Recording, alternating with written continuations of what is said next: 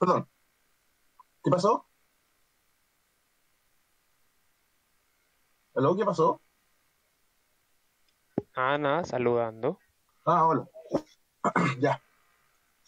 Bueno, vamos a ver entonces con el tema de esta semana, que es Vikingos en América, que es considerado como, entre comillas, la última parte, digamos, de los fenómenos para estudiar dentro del mundo vikingo.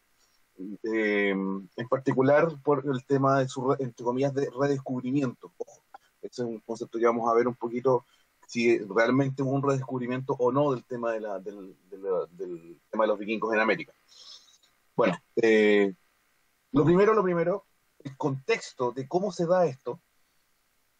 Lo primero es que el término adecuado para investigar este tema, si alguien quiere leer más, digamos, etcétera, es colonización nórdica de las Américas. No se usa el concepto historiográficamente de vikingos en América o colonización vikinga, es colonización nórdica de las Américas. ¿Ya? El periodo se da desde fines del siglo X hasta posiblemente principios del siglo XV. ¿Por qué decimos posiblemente? Porque hay un tramo de tiempo en que no sabemos muy bien qué es lo que sucede con algunos sectores, digamos, y podría darse la posibilidad de que la presencia nórdica en Norteamérica pudiera ser de mucha más larga data de lo que se cree. Y están marcados dentro del proceso de expansión europeo durante el periodo climatológico llamado óptimo medieval, que es el que también se le llama como pequeña edad cálida, digamos. Es justo antes de otro evento climático que se llama la pequeña edad del hielo, que llega allá cerca del 1400-1500, en que las temperaturas bajan ostensiblemente en toda Europa y se afectan cosechas y varias condiciones, digamos, para la sustentación de grandes poblaciones. Ahora, el enfoque, esto es súper interesante porque el estudio siempre se centró desde una perspectiva eurocéntrica, por lo tanto Groenlandia, al ser parte de la corona danesa, entraba dentro del contexto europeo, no así las tierras al oeste. Por eso si ustedes se ponen a buscar en datos antiguos, etcétera, en libros, por ejemplo, previos a los años 60 o algunos de los años 70, se van a encontrar con que cuando hablan de vikingos en América, se refieren solamente a lo que es Terranova, Canadá, etcétera. No, casi no mencionan Groenlandia o no lo mencionan como parte de ese mismo proceso. Hoy en día se considera la colonización de Groenlandia como parte de la colonización de las Américas, en los libros más modernos. De acuerdo a estas conceptualizaciones, se divide el territorio al estudiarlo, que sabemos que son conceptos distintos, digamos. El territorio se estudia, uno es Groenlandia y el otro es Vinland. Este último término, Vinland, agrupa a tres de las tierras descritas en las fuentes. Eh, ¿Quién está escribiendo algo?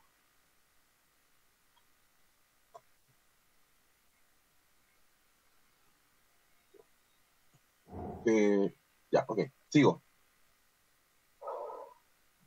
El territorio se divide estudiarlo en Groenlandia, una cosa, y Vinland, otra, digamos. En este último término se agrupa las tres tierras que aparecen descritas en las fuentes, que son Helluland, Markland y Vinland, ¿ya?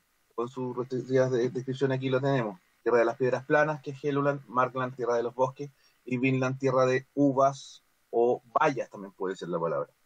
Existen dos tierras míticas que aparecen tanto en relatos como en algunos mapas, como en este caso el mapa de Skalholt, que es del siglo XVI. Se fijan que sale Groenlandia, Helluland, Markland, Vinland, que sale como Vinlandia, y esta tierra que se llama Risiland, que no aparece en ningún otro mapa más que este, que es un mapa que apareció en una parroquia en Islandia. Y la otra tierra es Vitramannaland, que es la que sale mencionada en la Ervilja Saga, que es de la que hablamos la semana antepasada, la llamada Tierra de los Hombres Blancos. Y lo que sale explicado aquí como Straelingland es la Tierra de los Hombres Salvajes, digamos, se asume que alude a tierras que no colonizadas y en manos de los nativos. Es un término mucho más general, ¿ya?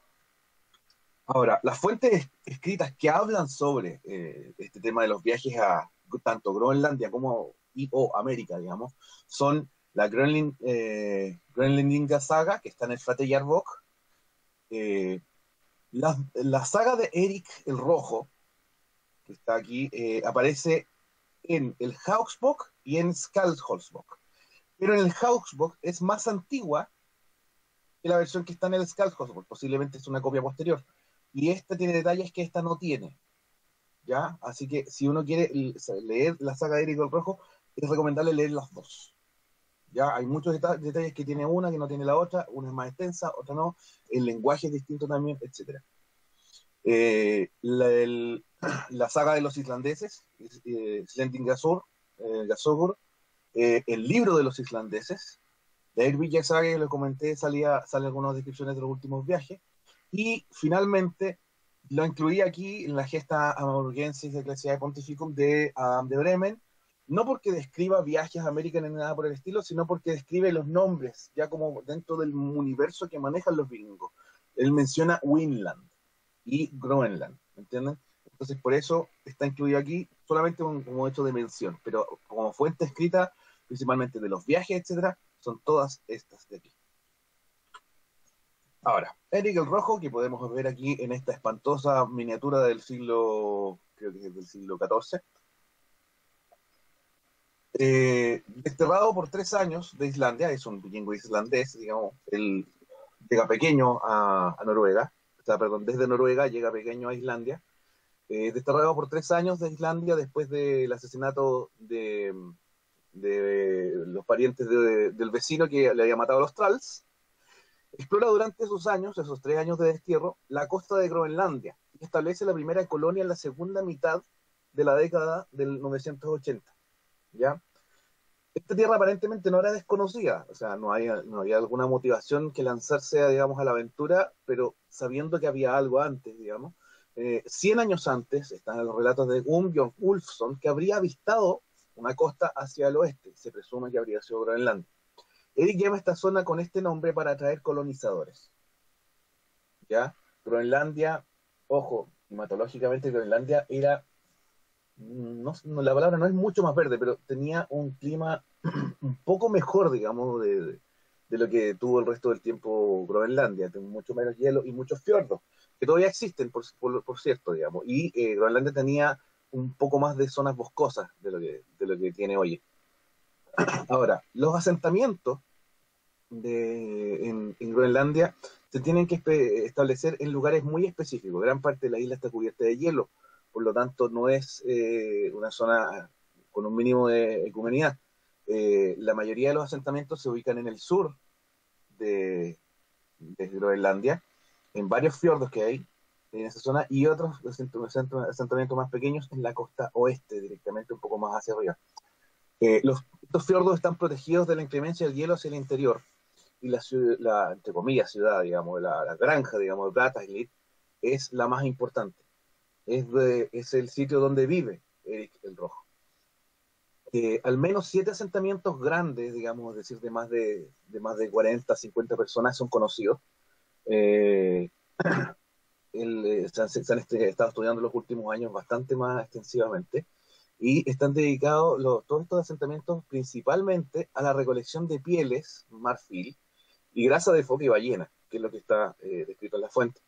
Al menos hay 400 granjas identificadas dentro del trabajo arqueológico, y se estima que se podría sostener una población en conjunto de entre 2.000 y 3.000 personas. Lo que no es poco, digamos, para considerando la baja cantidad de territorio que se puede ocupar, digamos, de una manera productiva. Llegan a estar organizados de una manera usual, digamos, para los vikingos. Se menciona en las fuentes un thing, y luego ya ingresado al cristianismo, se mencionó el obispado, ubicado en el asentamiento de Garda de 1126. Ahora, Groenlandia está bajo la soberanía de Noruega desde el año 1261. Desde el año 1349 tiene un periodo de una independencia de facto prácticamente, porque nadie estaba mirando, y después bajo la soberanía danesa desde 1380 con la Unión de Kalmar, que es la unión entre Groenlandia y Dinamarca. ¿Ya? La evidencia arqueológica es bastante buena en el caso de Groenlandia. Hay mucho material, bueno, en los asentamientos probablemente tal, pero también hay mucho material fuera de Groenlandia, especialmente piezas de marfil de Morse y fragmentos de narval. ¿Ya?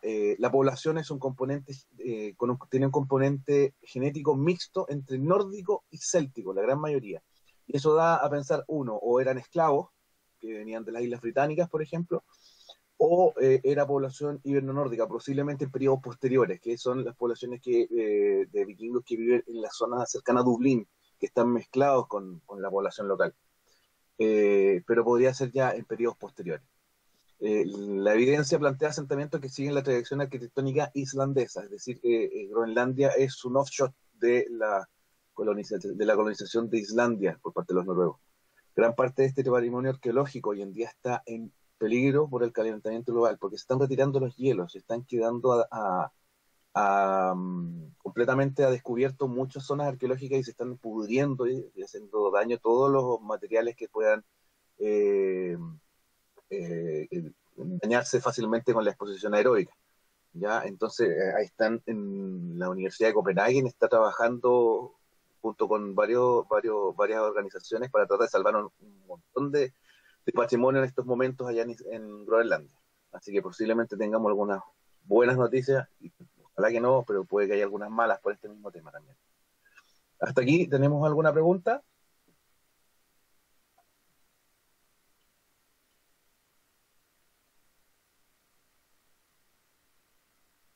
Siga. Ok. Bueno, ahora, la colonia en Groenlandia no duró para siempre, digamos. Tiene un ocaso, digamos, que se puede producir por una multiplicidad de factores. Uno de los que se habla es la sobreexplotación de los recursos de caza, que tiene que la foca, la única especie de animal que está todo el año en la zona es la foca de anillos. Y lo que realmente daba buenos réditos, digamos, al asentamiento era el marfil. Las morsas se extinguieron en la zona sur de Groenlandia y disminuyeron mucho sus números en otros sectores. Por lo tanto, eh, ese tipo de commodity que tenían los vikingos en Groenlandia desaparece en un periodo de tiempo relativamente corto.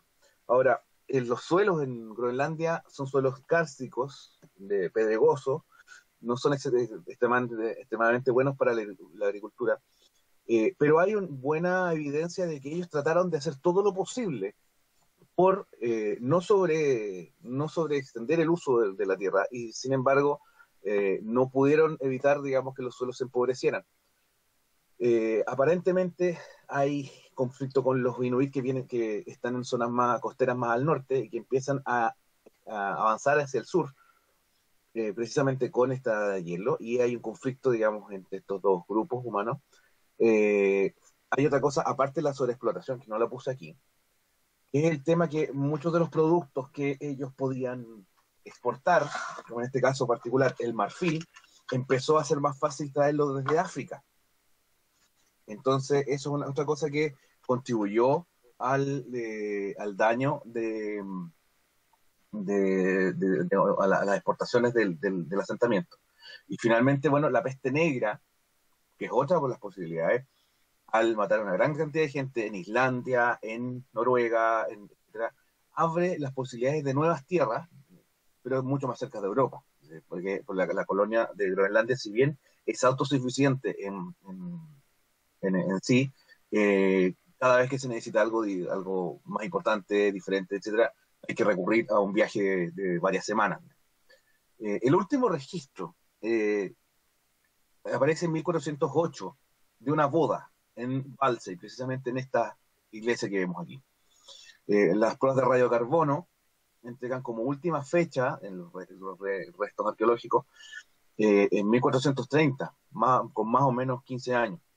En 1721 recién la corona danesa vino a preocuparse de que tenía esta gente y estos súbditos allá, y preocupados de si todavía seguían siendo cristianos, mandaron una expedición que pasó en ese lugar en 1721 a cargo de Hans Egede, y encuentran solo ruinas. Entonces, es muy probable que en el año 1400, entre el 1408 y 1440, etcétera, la colonia haya desaparecido de Groenlandia.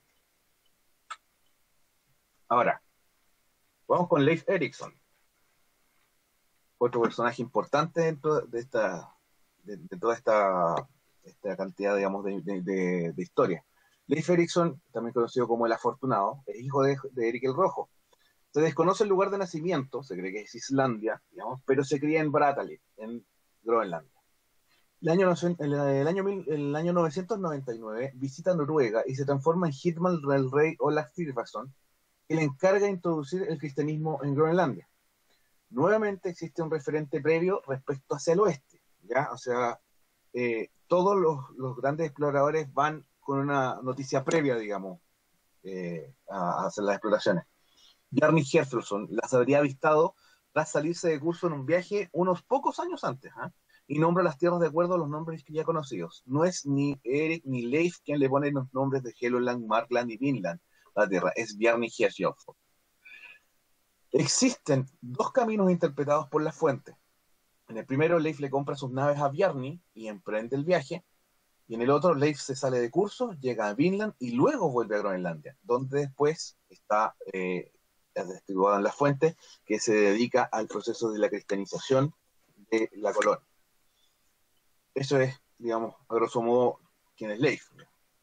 Ahora, Leif hace un viaje que no se sabe con certeza en qué año partió, digamos, pero se sabe que era con 35 hombres, y describe Helluland, como la tierra de las piedras planas, como una tierra de baja y boscosa, con buenas playas. Posiblemente sea la isla de Baffin, en Canadá, porque la isla de Baffin tiene varias zonas con extensiones de piedras tipo laja. Esa podría ser una de las hipótesis, que esa sería precisamente Helluland. Ahora, está documentado que el 1001 él pasa el invierno en Vinland. Y es ahí donde se describen diversas bayas que se fermentan de manera natural, incluyendo el episodio de la borrachera de uno de los personajes de la saga. A este asentamiento en este lugar se le llama Leifsburg.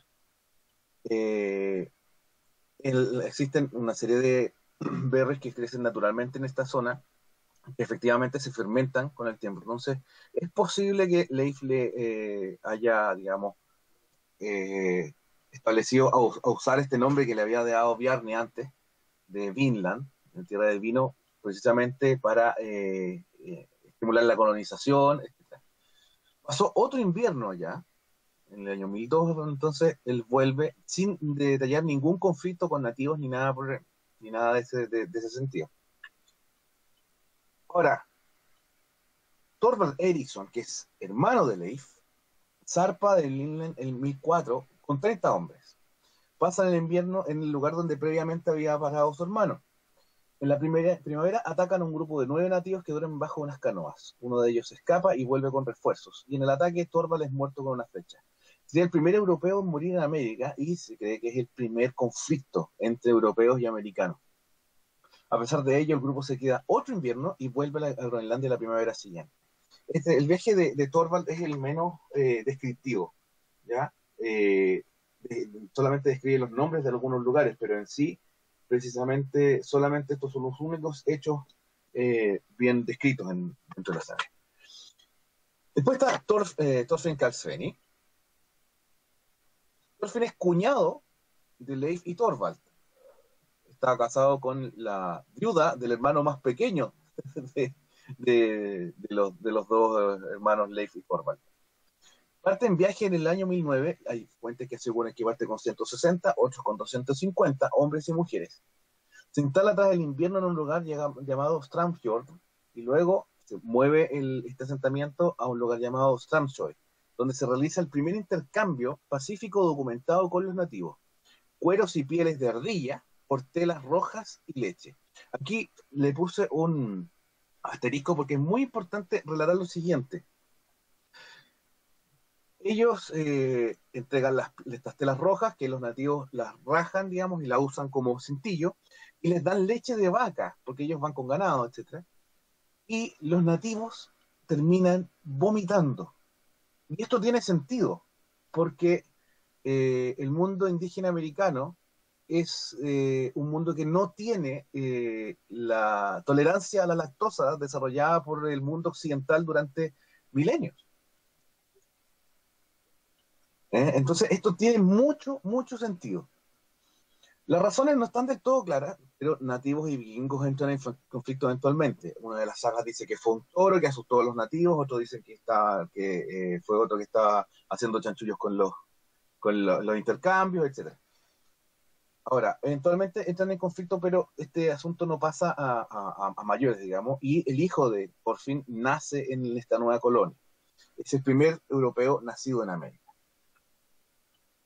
Ahora, la saga de Eric el Rojo y la saga de los groenlandeses describe Vinland como una área tremendamente amplia, muy vasta, en la cual se establecen varios asentamientos. No estamos hablando solo de uno. La identificación geográfica de los mismos es muy, muy difícil. ¿Ya? Las descripciones son, eh, hay una bahía, una muy buena bahía, y eso la verdad que puede ser cualquier cosa, digamos, cuando uno está tratando de leer, digamos, este tema. Ahora, la riqueza principal de Vinland, como un eh, objetivo, digamos, para los vikingos de colonizar esta zona, es la madera. La madera, como les comentaba, escaseaba bastante en Groenlandia y el apropiarse, digamos, de recursos forestales, digamos, desde América, habría significado un tremendo asset, digamos, para Brattahlid. Ahora, los asentamientos tienen concordancia, lo que se han encontrado, digamos, los sitios arqueológicos, tienen concordancia con el tipo de colonización territorial vikinga, que es decir, granjas, etcétera, y algunos asentamientos que tienen que ver con un propósito específico, como el caso del sitio más importante, que es Lanzamedo, que está lleno de talleres, ¿ya? Y posiblemente era una rada donde se reparaban barcos. Ahora, los viajes a Vinland son bastante caros, digamos, y traen pocos beneficios directos fuera de la madera. Los animales migran hacia el sur además durante el invierno y escasean las pieles y la proteína para pasar el invierno. Es muy complejo. Empiezan a aparecer enfermedades carenciales, etcétera. Groenlandia además no es capaz de soportar la salida constante de su escasa población, tiene apenas 2.000, 3.000 habitantes. Y no puede hacer que el 1% de su población, en el caso de que se vayan 200 personas, se vaya se vaya a hacer una conquista. ¿Ya? Los Skrellingar hacen aún más difícil la empresa, digamos, a pesar de que hay posibilidades de intercambio, lo relatado hace un momento. Y para el año 1011, aparentemente ya no hay más viajes a Vinland. ¿Ya? El último que está explicado en la Ervilla Saga, eh, que es el de la hija o hijastra de Eric, Freydis Eriksdottir, es considerado ficticio por los historiadores modernos. Ahora, varias veces los historiadores modernos se han dado de cabeza dándose cuenta de que no eran las historias ficticias, así que es posible que tengamos noticias, digamos, de algún asentamiento que cumpla, digamos, las características que están mencionadas en la historia de Freydis. Pero de momento, Freydis aparece como personaje en el viaje de Thorfinn Scalfeni y en un viaje propio que es considerado ficticio. Ahora, la evidencia arqueológica en esta zona ha aumentado con los años. Lancemedo en Terranova, el más importante de todos. Nanook en la isla de Baffin, Nungovik en la isla de Willows y Abayalik en Labrador. Ahora, el primer sitio, como les decía, que es el más importante, ha entregado una cantidad de artefactos bastante grande. Y hay 8 estructuras descubiertas, entre las que les comento. Habían talleres, evidentemente un lugar que podía ser un aserradero o un taller de carpintería. Había restos de hierro, porque lo más probable es que había una fragua. Se encontraba una lámpara de aceite hecha de piedra, una piedra de afilar, el alfiler de broche de bronce, agujas de hueso y pesos de hilador. ¿Ya? Es decir, estamos hablando de una población establecida con ganado, con ovejas, etc.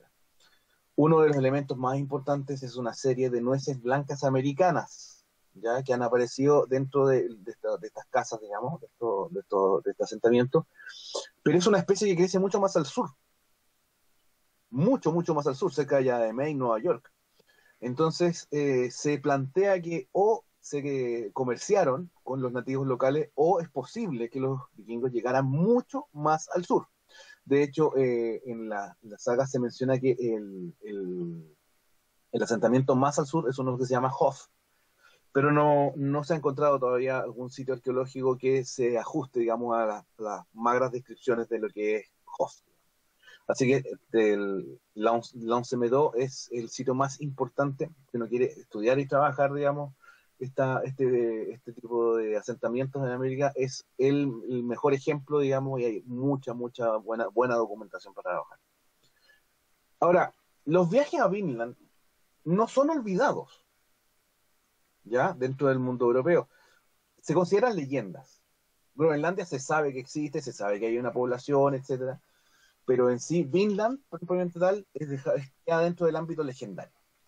Ahora, la peste negra borra completamente cualquier posibilidad de rehacer estos viajes porque la población se ruraliza. Entonces dejan de haber grandes cantidades de marineros con los cuales trabajar, etcétera, patrones de barco, y por supuesto la economía se resiente y no se puede financiar un tipo de expediciones de ese tipo. Un poco más adelante ya la Liga Hanseática, que es un grupo de comerciantes de todo el Mar del Norte y Báltico, alemanes, suecos, daneses, etcétera, tienen el monopolio económico del comercio y no están dispuestos a abrir rutas costosas y que sean poco seguras, además. Y lo súper importante, se pierde la tecnología naval adecuada para hacer ese tipo de viajes, que son cruzando grandes extensiones de un mar bastante complejo, digamos, y que necesitas una nave que sea capaz de moverse en esas condiciones. Ahora, en el año 1497, Giovanni Caboto, conocido como John Cabot en inglés, al servicio de Inglaterra, explora tierras que, de acuerdo a la cartografía, serían Terranova y Labrador. ¿Ya? Ahora, esto llega a oídos de la corte portuguesa. En 1498, Manuel I de Portugal propone al rey Hans de Dinamarca una expedición utilizando la tecnología portuguesa con financiamiento danés, usando la ruta de Leif Erikson. Son las últimas veces que se trata de usar estas mismas rutas. Gaspar de Corte Real es el capitán encargado. La intención es tomar la tierra que le correspondería a Portugal por el Tratado de Tordesillas. Y recuerdan que hace una división de América, digamos. La primera expedición llega a Groenlandia en el 1500, pero no pueden desembarcar por los hielos. Acuérdense que estamos entrando en la pequeña edad del hielo, digamos. Ahora, dado lo que hemos visto hace un rato, es probable que ya no hubiera nadie en Groenlandia. El año 1501, en la segunda expedición, nuevamente se ven impedidos de desembarcar en Groenlandia y cambian el curso al oeste y desembarcan en una tierra descrita con grandes ríos llenos de pinos y arbustos de vallas silvestres. Vuelven trayendo 57 indígenas para ser vendidos y financiar parte de la expedición, pero Corte Real se pierde en el camino, una vez se pierde, digamos, de las 3 carabelas. El año siguiente, el hermano va en su búsqueda, pero también se pierde en el viaje, la expedición vuelve con mapas, etc. Y en 1503 hay una tercera expedición, el hermano que viene quedando, digamos, pero el rey le prohíbe capitanearla, y la expedición retorna sin encontrar ningún rastro. Esta es la última vez que se usa la ruta de los vikingos.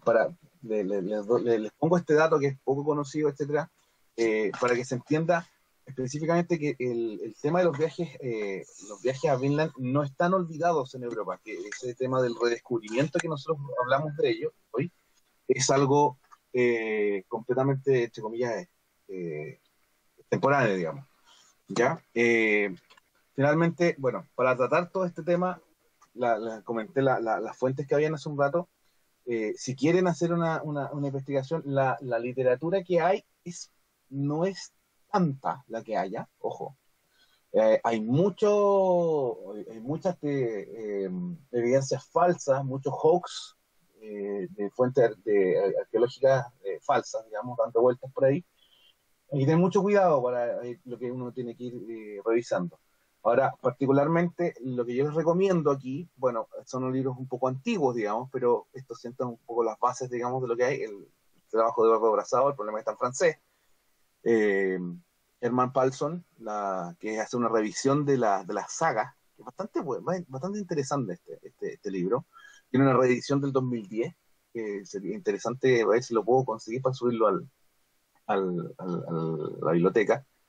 Bueno, este de Robert Burnick es más bien referencial, igual que este de Eric Wagner. Ahora, este artículo de Heather Sprinkle en la revista Science del 97 es muy interesante porque entrega posibilidades alternas, digamos, del abandonamiento, digamos, de la colonia en Groenlandia. Smiley Jen hace este trabajo, o sea, perdón, James Smiley hace un trabajo la saga de los islandeses, es como una segunda parte de lo que sería este trabajo, el de Paulson. Patrick Sutherland hace un buen trabajo también. Este está en este libro, que se llama, el libro se llama Vikings de North Atlantic Saga, que es del Smithsonian, y esta, si no me equivoco, yo lo leí en internet. Voy a poner el link por último para que lo podamos ver. Y lo más importante, para entender todo el tema de L'Anse Meadow y el yacimiento en Canadá, los trabajos de Helge Hingstad y Anstine Hingstad son primordiales. No hay nada que hacer, ¿ya? Y lo otro, les recomiendo que se metan al sitio web de Parks Canada, del sitio histórico de L'Anse Meadow. Tiene un tour bien bonito, hay buenas imágenes, etcétera, y uno se puede hacer un poquito la idea de qué estamos hablando, digamos, al momento de hablar de la colonización nórdica de las Américas. Eso sería, muchachos. Muchas gracias por su atención.